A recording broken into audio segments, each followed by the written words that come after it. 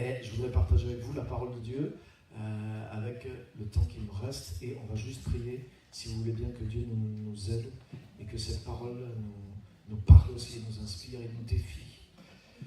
Alléluia. Seigneur, merci pour ta parole. Merci pour ta grâce. Merci parce que tu nous aimes.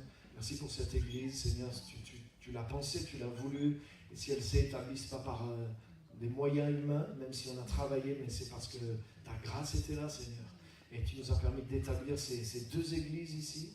Et Seigneur, tu vas continuer cette œuvre parce que nous voulons qu'elle croisse, nous voulons qu'elle multiplie, nous voulons qu'elle déborde et nous voulons qu'elle envahisse des nations. C'est ta promesse pour nous et nous allons l'atteindre et nos yeux le verront.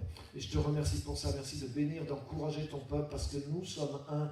Et c'est grâce aux uns et aux autres que toutes ces choses se fassent aussi et que du fruit est porté. Et Seigneur, je te remercie pour ça. Bénis ta parole ce matin et réchauffe nos cœurs, réchauffe nos vies. Que personne ne reparte troublé, mais la paix dont on a parlé s'installe de plus en plus et au travers de ta parole maintenant dans nos vies. Au nom puissant de Jésus, nous recevons ta parole et nous sommes disposés à la croire et à l'appliquer. Amen. Amen. Amen. Donc le titre de mon message ce matin, c'est « Orienté par la terre promise ». Orienté par la terre promise. Comme vous pouvez le voir affiché derrière. Alléluia. Et en fait, ce que je voudrais nous dire, c'est quelque chose que j'ai remarqué. Bien sûr, c'est dans l'Écriture, mais c'est quelque chose que je tire de mon expérience aussi. Et je remercie Dieu de ce que, depuis le début que je suis chrétien, je suis orienté par une terre promise. Et je me rends compte que c'est quelque chose qui est un fondement de la vie chrétienne. C'est quelque chose que tu dois posséder. C'est-à-dire que ce n'est pas quelque chose qui est une option dans ta vie, mais c'est quelque chose qui doit faire partie de toi. Et je voudrais t'aider au travers de ce message peut-être à t'aider, à te réorienter ou à plus t'orienter, mais à faire en sorte que dans ta mentalité, dans ta façon d'être, dans ta façon de penser, tu sois orienté vers la terre promise. Que tu sois orienté par la terre promise. Que ta vie soit en direction d'une terre promise. Alléluia. Vous savez, quand il n'y a pas de Dieu, il n'y a pas de terre promise. L'idée de la terre promise, c'est une idée de Dieu. La Bible dit, auparavant, vous étiez sans Dieu et sans espérance dans le monde. Les gens ont un espoir, mais avoir l'espérance qui vient du seul vrai Dieu, ça n'a rien à voir avec avoir un espoir. Les gens se battent parce qu'ils ont un espoir d'améliorer. Quand Dieu vient dans ta vie, quand tu as cette rencontre avec Dieu, il y a une espérance qui contient même plusieurs espérances et qui vient à l'intérieur de toi. Et c'est une force puissante dans ta vie. L'espérance, c'est un des 3 piliers du chrétien. La foi, l'espérance et l'amour. Ou la foi, l'amour et l'espérance, peu importe. Mais vous voyez, c'est la trilogie de Paul et il en parle tellement souvent. Il en parle dans 1 Corinthiens, ces 3 choses demeurent. C'est le verset le plus connu, mais il en parle tout le temps, tu regarderas. Dans les Thessaloniciens, je rends grâce pour le travail de votre foi, la fermeté de votre espérance et l'action de votre amour, par exemple. Donc foi, amour et espérance, c'est 3 piliers d'un chrétien. Un chrétien peut ne pas avoir certaines choses, mais un chrétien ne peut pas être démuni de foi, d'amour et d'espérance. Ça fait vraiment partie de quelque chose que Dieu est en train de constituer à l'intérieur de toi et qui va fortifier au fur et à mesure que tu grandis en Christ. Et c'est pour ça que je voudrais t'aider dans ce côté de l'espérance et te montrer que tu peux être orienté et que c'est important de rester orienté par la terre promise que Dieu a pour toi. Parce que Dieu a une terre promise pour chacun de nous. Amen. Alléluia. Amen. Ça, c'est une bonne nouvelle, non? Amen. Il y en a quand même 10% qui trouvent que c'est une bonne nouvelle. Dieu a une terre promise pour chacun de nous. Amen. Yes. Là, c'est bien. C'est par ici que c'est chaud. Les droitistes, là-bas, je les ai sentis faibles. Dieu a une terre promise pour chacun de nous. Amen. Voilà. Alléluia. Amen. C'est juste pour vous aider à vous réveiller. Amen. Première chose que je voudrais dire, c'est que Dieu pense en termes de terre promise. Et on va lire juste un petit texte dans Exode, chapitre 3, versets 7 et 8. 2 versets. Exode, Donc j'ai pas mal de passages bibliques, donc je vais essayer d'avancer vite, parce que le temps court. Donc Exode chapitre 3 et verset 7. Voilà, de toute façon c'est affiché, ne vous inquiétez pas. L'Éternel dit, j'ai vu la souffrance de mon peuple qui est en Égypte, et j'ai entendu les cris que lui font pousser ses oppresseurs, car je connais ses douleurs. Je suis descendu pour le délivrer de la main des Égyptiens, et pour le faire monter de ce pays, dans un bon et vaste pays, dans un pays où coule le lait et le miel, dans les lieux qu'habitent les Cananéens, les Hétiens, les Amoréens, les Phéréziens, les Éviens et les Jébusiens. Alléluia. Le pays de Canaan.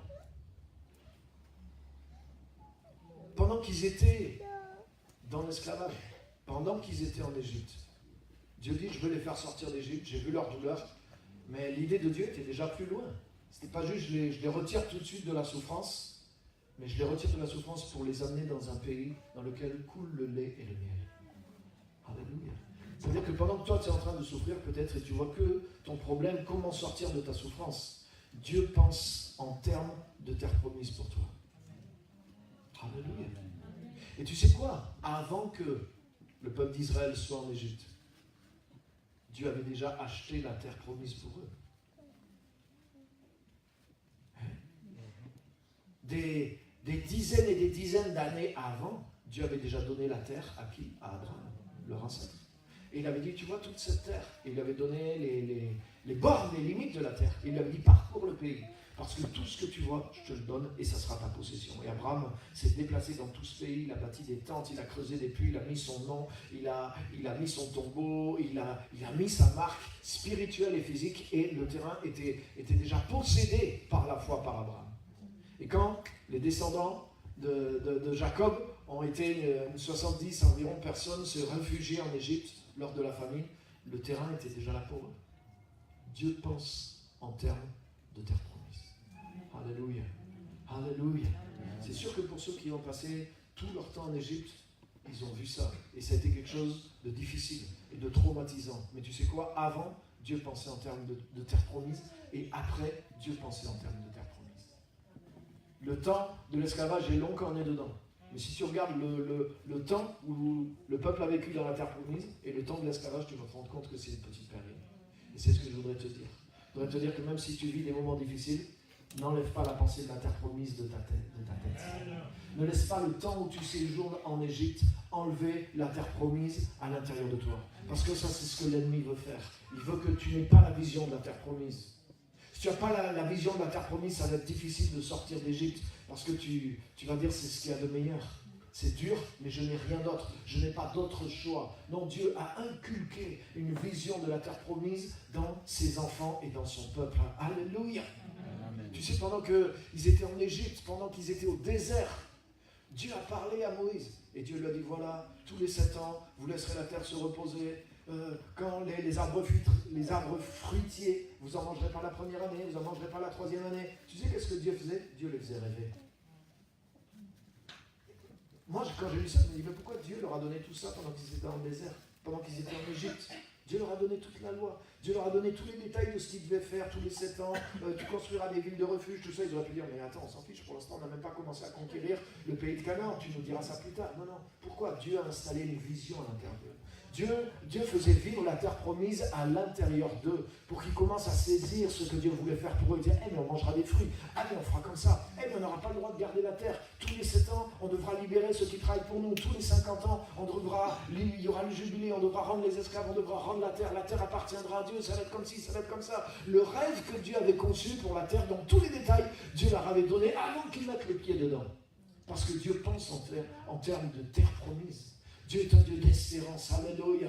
Et c'est l'espérance qui te permet de traverser le désert. C'est l'espérance qui te permet de quitter l'Égypte et de rentrer dans ce que Dieu a pour toi. Dieu pense en termes de terre promise. Alléluia.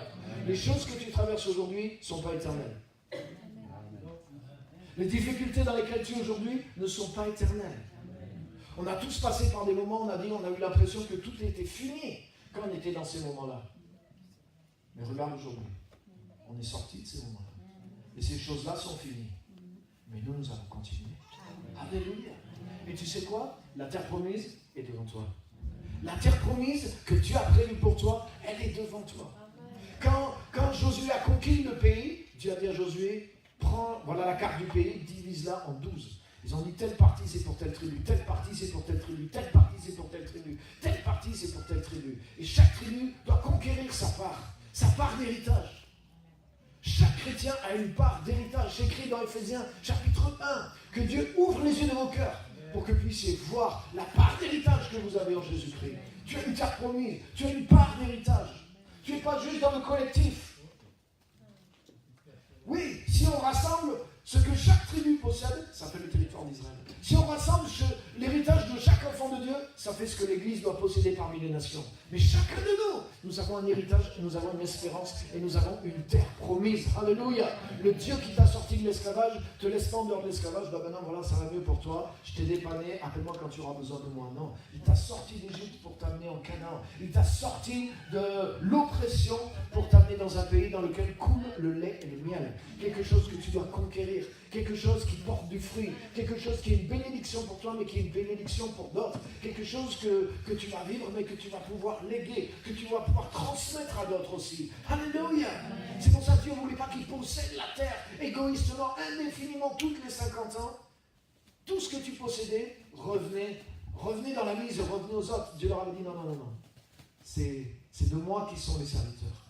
Les enfants d'Israël sont mes serviteurs. Et la terre sur laquelle ils sont, c'est moi qui leur prête cette terre. Elle est pour eux, mais elle est pour ceux qui viendront après. Alléluia. Alléluia. Dieu veut te léguer quelque chose pour que tu le possèdes, mais pour que tu puisses en faire bénéficier d'autres aussi. Amen. Donc Dieu pense en termes de terre promise, et il a pensé à la terre promise avant même que tu sois en Christ. Dieu voulait t'amener dans la terre promise. Il ne voulait pas juste te sauver. Il voulait te sauver de là où tu étais, mais pour t'amener dans quelque chose. Amen. Deuxième chose, tu as besoin de penser comme Dieu. Ça, c'est difficile. Mais tu vas voir que Dieu va t'aider. Tu as besoin de penser comme Dieu. J'ai besoin de penser comme Dieu. Regarde avec moi dans Ésaïe, chapitre 55, à partir du verset 6.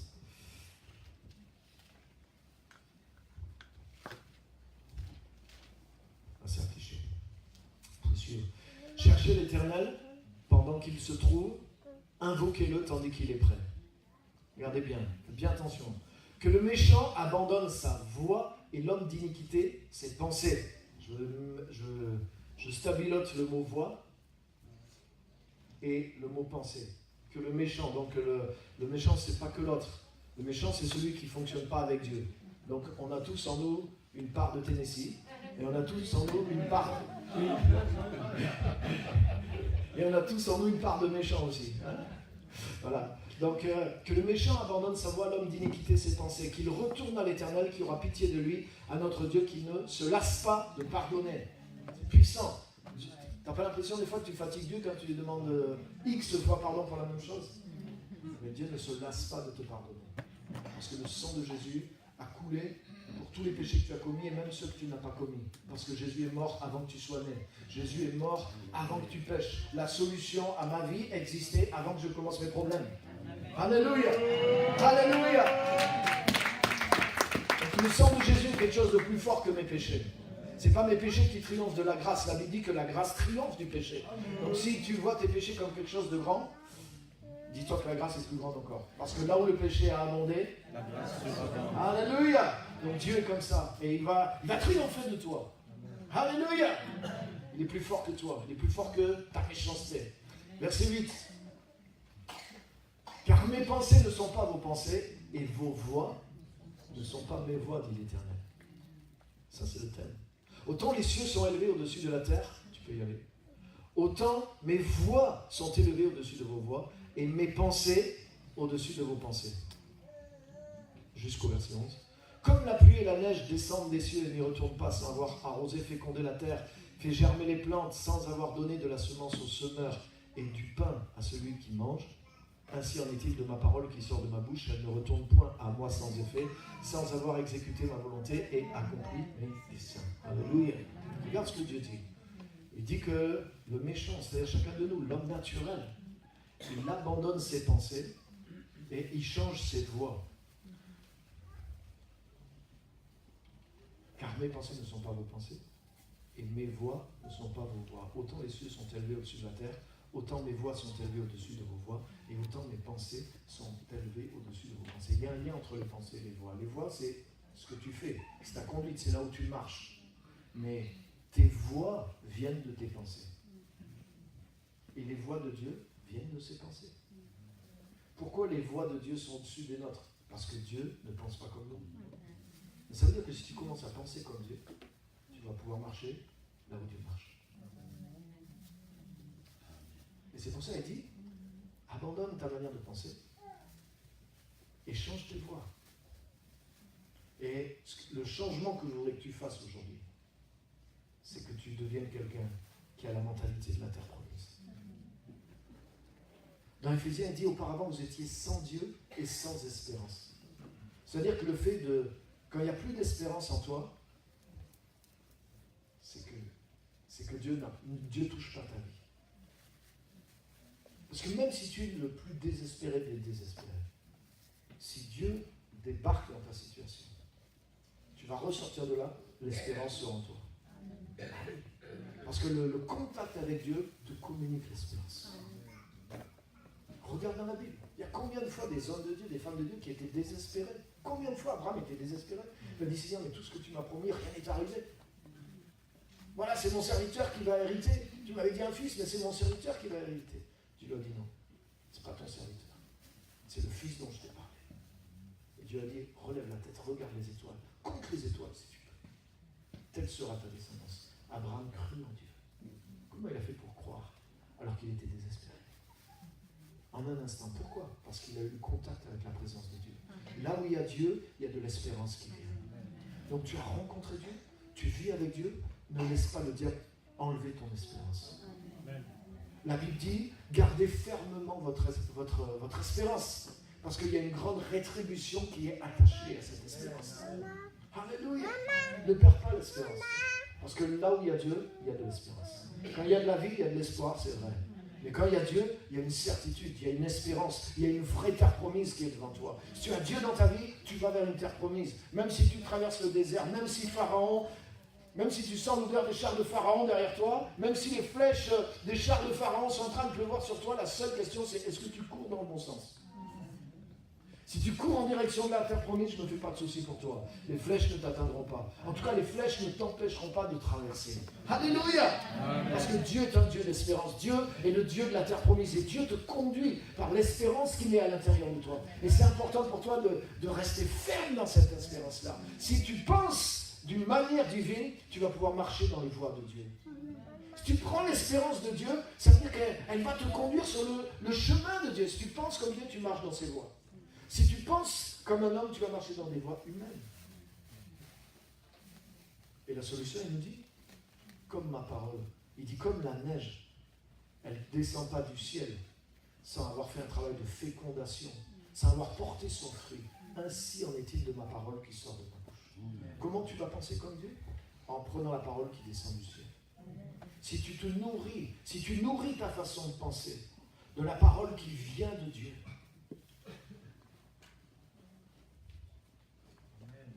il va y avoir une transformation dans ta façon de penser. Et tu vas commencer à voir comment Dieu pense. La parole, c'est quoi? Quand tu parles, qu'est-ce que tu fais? Tu exprimes ta pensée. La parole, c'est le moyen d'exprimer nos pensées. Quand Dieu parle, il exprime ses pensées. Donc si tu es en contact avec cette parole vivante de Dieu, tu vas être en contact avec les pensées de Dieu. Tu vas voir comment Dieu pense. Et tu vas commencer à changer. Te dire, je vais penser comme ça. Je vais penser comme Dieu. Je vais parler comme Dieu. Je vais croire comme Dieu. Je vais réfléchir comme Dieu. Je vais imaginer comme Dieu. Je vais rêver comme Dieu. Je vais me projeter comme Dieu. Je vais m'attacher à ce que Dieu dit. Comme je vous dis, pendant qu'ils étaient en Égypte et dans le désert, Dieu leur donnait tous les détails de ce qui allait se passer en Canaan pendant des siècles. Pourquoi? Dieu était en train d'instiller sa façon de voir. La vision que Dieu avait, Dieu était en train de leur mettre à l'intérieur d'eux pour qu'ils la pensent. Et s'ils pensaient cette vision, ils allaient marcher dans les voies.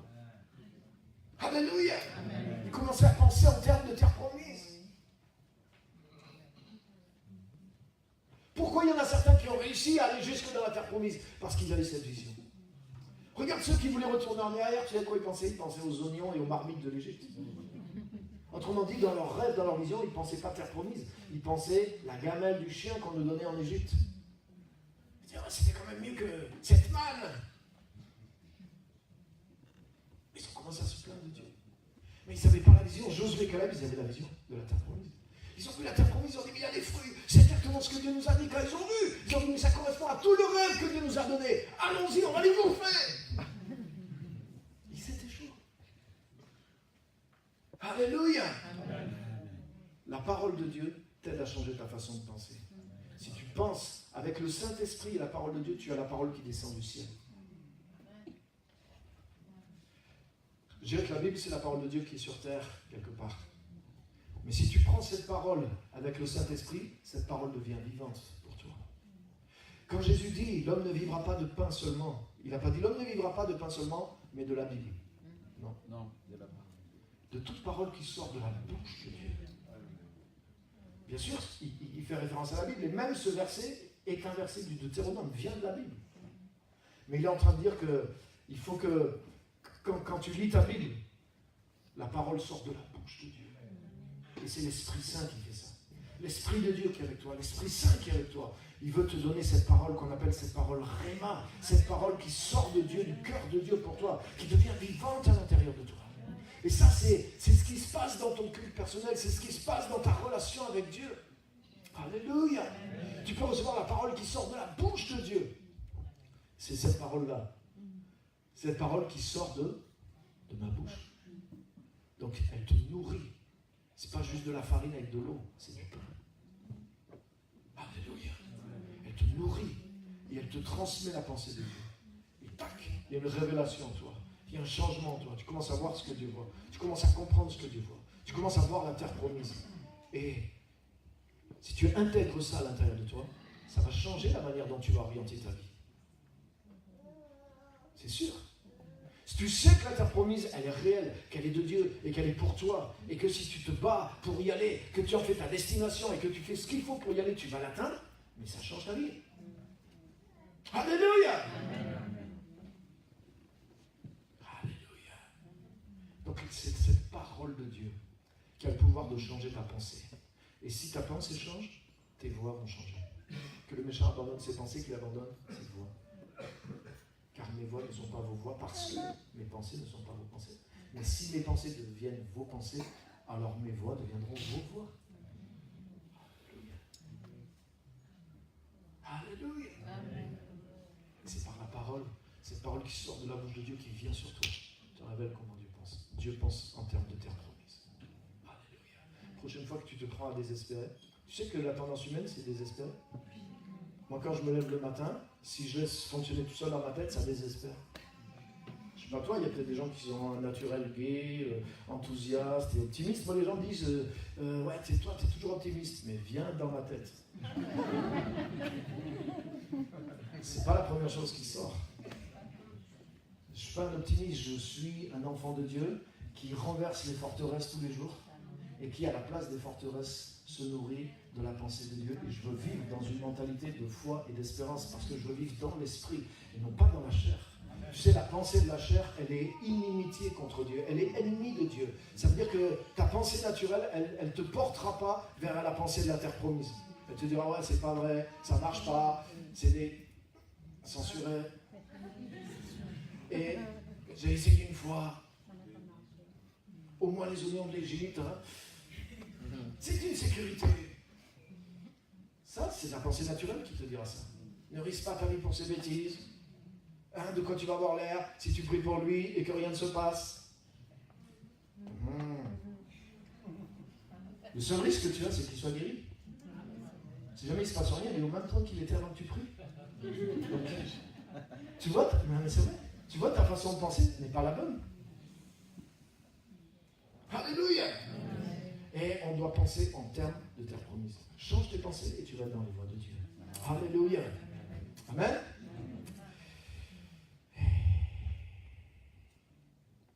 Troisième chose. Es-tu conduit par l'espérance? Es-tu conduit par l'espérance? C'est ça que je voudrais te laisser. C'est ça qui va t'aider à réfléchir. Est-ce que tu es vraiment conduit par l'espérance? Quand tu marches dans ta vie, ta vie à court, à moyen et à long terme, est-ce qu'elle est dirigée par l'espérance? Ça, c'est une bonne question. Penser en termes de terre promise, ça veut dire que ma vie est orientée par l'espérance. L'espérance, c'est le cap que le Saint-Esprit te donne pour que tu orientes ta vie. Alléluia. La plus grande espérance du chrétien, c'est la vie éternelle dans le royaume des cieux, dans la Nouvelle Jérusalem, auprès du Seigneur pour toujours. Il n'y a pas de plus grande espérance pour le chrétien, par exemple. Mais cette espérance-là, elle devrait décider de beaucoup de choses que nous choisissons par rapport à notre vie. Vous voyez, comme l'espérance, lorsque nous sommes guidés par l'espérance, ça a un impact réel dans nos vies. Mais ça, c'est l'espérance la plus lointaine de nous. Mais il y a une terre promise pour ici et pour maintenant. Il y a des choses que Dieu nous a données maintenant. Il y a des choses que Dieu nous appelle à faire aussi. Tout ça, c'est notre terre promise. Et ça doit orienter notre vie aussi. Et ça doit avoir un impact réel dans notre morale, mais dans nos choix et dans la direction que nous prenons à court, à moyen et à long terme avec notre vie. C'est tellement important. Règle ta barque sur le cap de l'espérance. Alléluia. Au moins, si des choses viennent contre toi, tu sais pourquoi. Tu dis, ok, ça vient contre moi, mais je vais quand même par là. Tu sais, celui qui n'a pas de cap, il traverse des tempêtes aussi. Hein, mais sauf que lui, ça ne sert à rien. Parce qu'une fois la tempête le pousse à droite, il va à droite. Une fois la tempête le pousse à gauche, il va à gauche. Toi, au moins, si tu prends une tempête dans la figure, mais tu sais que tu vas là. Et puis quand le vent souffle dans ton dos, il t'aide à aller plus loin aussi. Parce que tu as un cap et tu sais où tu vas dans la vie. Alléluia. Règle ta vie avec l'espérance de Dieu pour toi. Beaucoup de gens, ils échouent dans leur vie. Ils prennent de mauvaises décisions parce qu'ils n'ont pas réglé leur vie sur le cap de l'espérance que Dieu leur donne. Une fois que tu as un cap à ta vie et que tu sais que c'est le cap de Dieu, tu ne te laisses pas facilement détourner. Mais si tu n'as pas de cap, c'est facile d'accepter n'importe quelle proposition. C'est facile, quelqu'un te dit viens faire ça, c'est bien. Il peut arriver à te convaincre que c'est bien, ou du moins que c'est acceptable, même si au fond de toi, tu sens le piège venir. Et comme tu n'as pas un cap qui te dit non, c'est pas le bon cap, tu vas faire le détour quand même. Et ce détour-là va faire mal. Vrai ou quoi? Mais si tu as un cap, tu dis non, ça ne correspond pas du tout à mon cap. Là, je sais que si je pars par là, au mieux je perds du temps. Mais je sais que c'est pas que du temps que quelqu'un veut me faire perdre, c'est que je laisse des plumes et même que je perds le cap carrément. Donc non, je suis désolé, ça ne correspond pas à mon cap. Ciao. J'ai quelque chose à faire déjà. Je sais où je vais. Je sais qui je suis, on chante, mais je sais où je vais aussi. C'est pas mal. Alléluia. Sois conduit par l'espérance. L'espérance divine est un guide au même rang que la foi et l'amour. On en a parlé tout à l'heure, la foi, l'amour, l'espérance. Regarde juste dans Romains chapitre 15, verset 4. Romains 15, 4.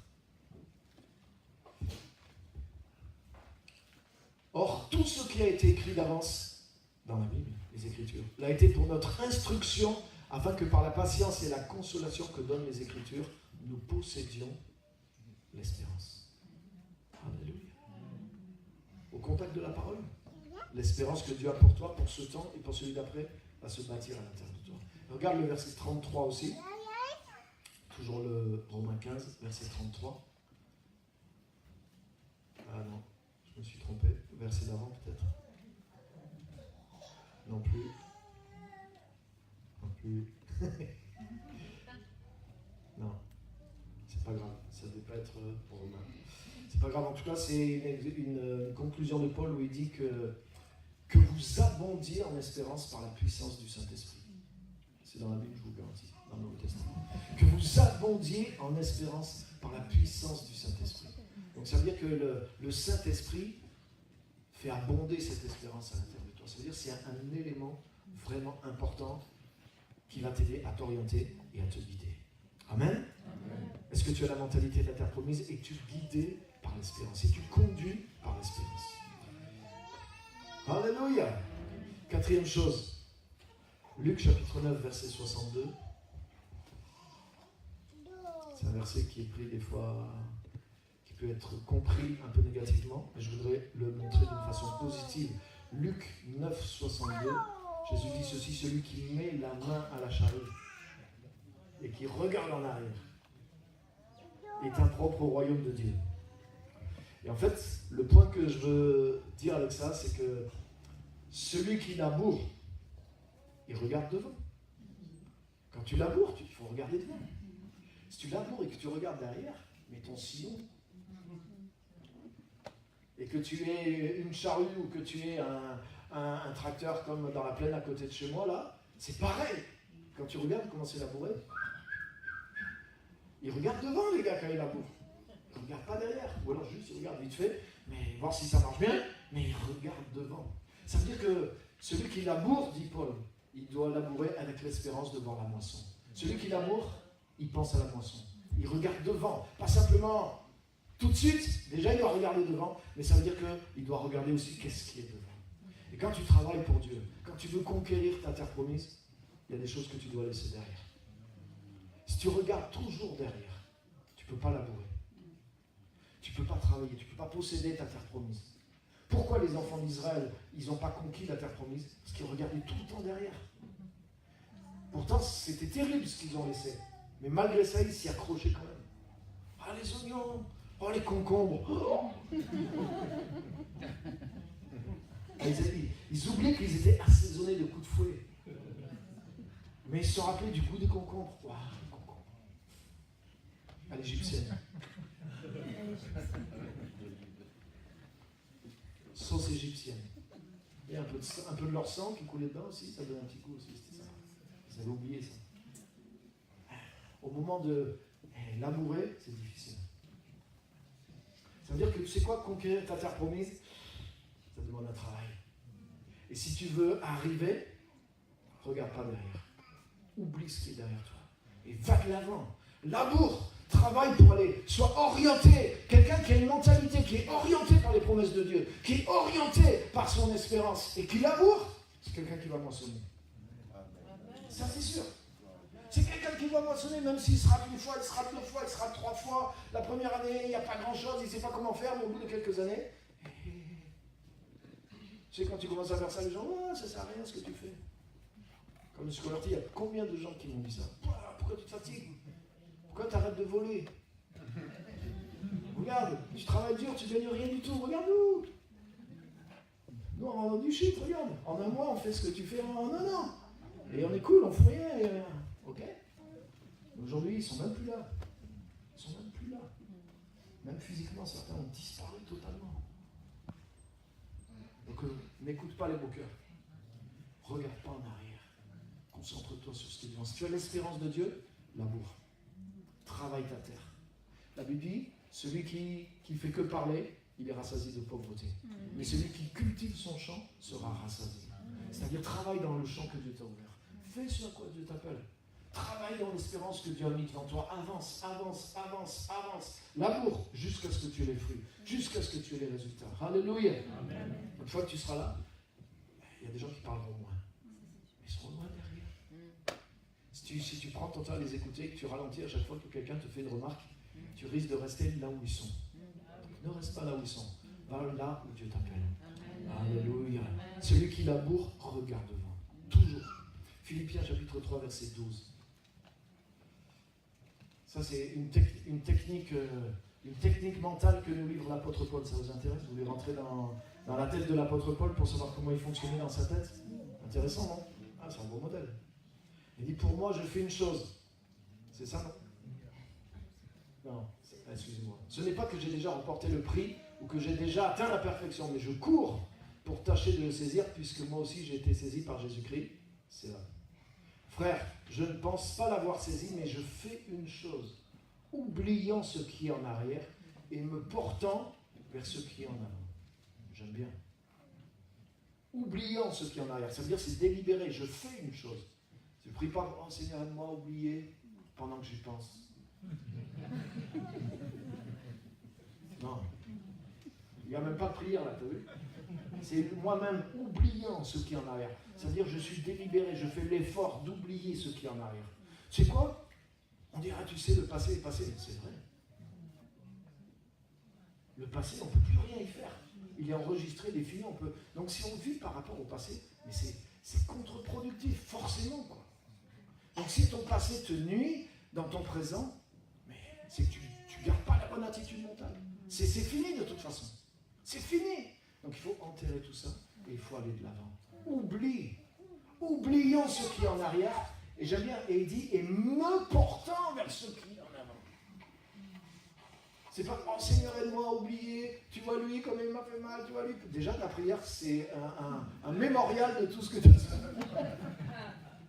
Et une accusation contre lui, déjà tu es en train de faire des choses qu'il ne faut pas faire. Non, oublie. Ça veut dire ne le cite même pas dans la prière. Oublie, n'y pense plus. Développe la mentalité de ce qui est devant. Et me portant vers ce qui est en avant. Il dit pas, oh s'il te plaît Seigneur, maintenant que tu m'aideras à oublier, une fois que tu m'auras aidé à oublier, s'il te plaît, aide-moi à me transporter vers ce qui est en avant. Non, ça veut dire 2 fois tu mets sur Dieu des choses qui t'appartiennent de faire. Paul il disait, moi j'oublie, je fais une chose, j'oublie ce qui est en arrière et je me porte vers ce qui est en avant. Alléluia. Tu sais ce que Dieu va faire, lui, c'est te montrer ce qui est devant. Ça, c'est la part. Il va illuminer les yeux de ton cœur et te montrer l'espérance. Maintenant, à toi de te transporter vers cette espérance en oubliant ce qui en arrive. Alléluia. Alléluia. Amen. Oh, amen. Est-ce que vous avez l'espérance de finir le culte à l'heure? C'est presque encore possible. Et je vais y arriver. Il me reste juste un point. Et je vais vous le donner très rapidement et je vous garantis que vous allez être à l'heure. L'espérance nous ancre dans l'invisible. L'espérance que Dieu te donne, elle t'ancre dans l'invisible. Hébreux chapitre 6, verset 19. Hébreux 6, 19. Cette espérance, nous la possédons comme une encre de l'âme sûre et solide. Elle pénètre au-delà du voile, là où Jésus est entré pour nous comme un précurseur. Cette espérance, nous la possédons comme une encre sûre et solide de l'âme. Elle pénètre au-delà du voile, là où Jésus est entré comme un précurseur. Ça veut dire que l'espérance que Dieu te donne, c'est Dieu qui t'envoie un filin.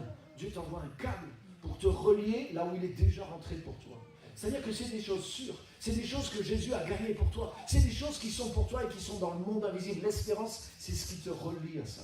C'est pour ça que si tu es orienté, que tu es guidé, que tu laboures, que tu oublies, que tu te portes vers cette espérance, tu vas vers les choses que Jésus a stockées pour toi et dans lesquelles il est entré comme précurseur. Il est le premier à être rentré là-dedans pour que toi et moi, on le suive derrière. Mais tu dois avoir cette espérance, alléluia. Je ne sais pas, toi, ta nature humaine, elle ne te fatigue pas des fois? Je ne parle pas de celle de ta femme, mais de tes enfants. Ça, c'est normal. Non, c'est une blague. En réalité, tu sais quoi, si tu es réellement conscient du combat que tu as avec toi-même, tu es beaucoup plus patient envers ceux qui sont proches de toi. C'est le secret pour devenir pasteur. C'est vrai. Moi, j'ai besoin de tellement de patience envers moi que je réussis à en avoir envers les autres. Parce que la nature humaine, le jour où je vais prendre ma retraite de la nature humaine, je vais être content. Mais c'est le jour où je vais déposer tout ça et partir dans le ciel. Mais tant que ce jour n'est pas arrivé, c'est pas la retraite encore.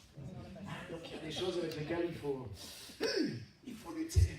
Et il faut marcher dans l'esprit. Il faut marcher avec l'esprit de Dieu. Alléluia. Mais tu sais quoi? Là où Jésus est rentré, comme précurseur, c'est là où je dois aller. Ça veut dire que je ne veux pas trop regarder à ce que je suis encore dans la chair. La mentalité de l'espérance me permet à voir que Jésus est rentré là. Ce qu'il a été sur terre et ce qu'il a amassé pour moi dans le ciel, c'est ce qui me donne d'être. Et il me demande d'être relié à lui par cette espérance. Et la Bible dit que plus je le vois, plus je deviens comme lui. Tu sais que tu deviens ce que tu contemples. C'est une loi. Tu deviens ce que tu contemples. Si tu te vois archinaze, c'est comme ça que tu vas croire que tu es. Et tu vas te rendre toi-même comme ça. Mais l'espérance est là pour te montrer là où Jésus est rentré pour toi, comme un précurseur dans le monde invisible. Alléluia. Et la Bible dit, si nous le contemplons, nous sommes transformés à son image de gloire en gloire. Donc l'espérance de Dieu, elle te permet de regarder ton meilleur modèle, qui n'est pas toi dans la grâce, qui n'est pas ton leader, qui n'est pas ton pasteur, qui n'est pas Béni, ou je ne sais pas qui que tu regardes à la télé, ou le super top modèle que tu as envie, mais le numéro un de ton top modèle, c'est Jésus-Christ lui-même. Parce que c'est de lui que nous voulons nous inspirer, nous voulons devenir comme lui.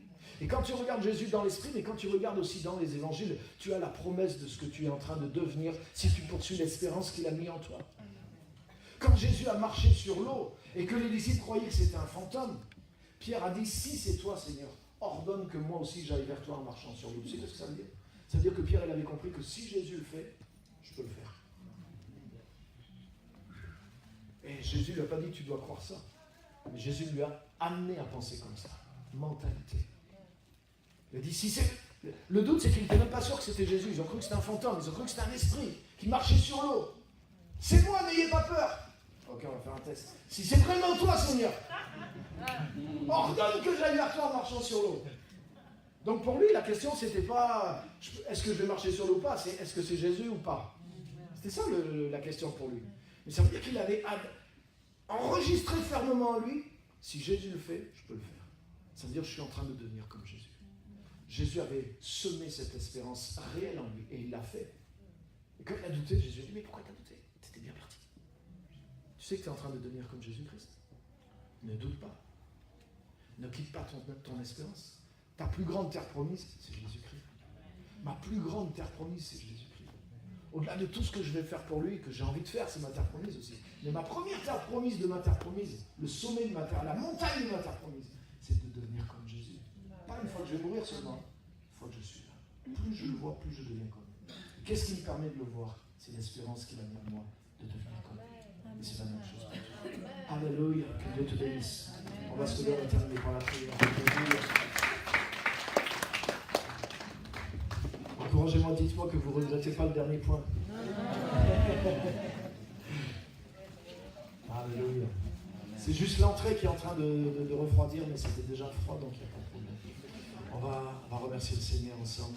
Alléluia, il y a un Dieu d'espérance, un Dieu de gloire. C'est extraordinaire de le connaître. C'est extraordinaire d'être enfant de Dieu. Et ce que je voudrais que tu retiennes de tout ça, si tu retiens tout, c'est super. Mais ce que je voudrais que tu appliques, c'est change ta mentalité. Même si tu n'as pas la mentalité de la terre promise, ne sors pas d'ici culpabilisé en te disant oh là là, je suis raté. Non, c'est pas ça. Et change.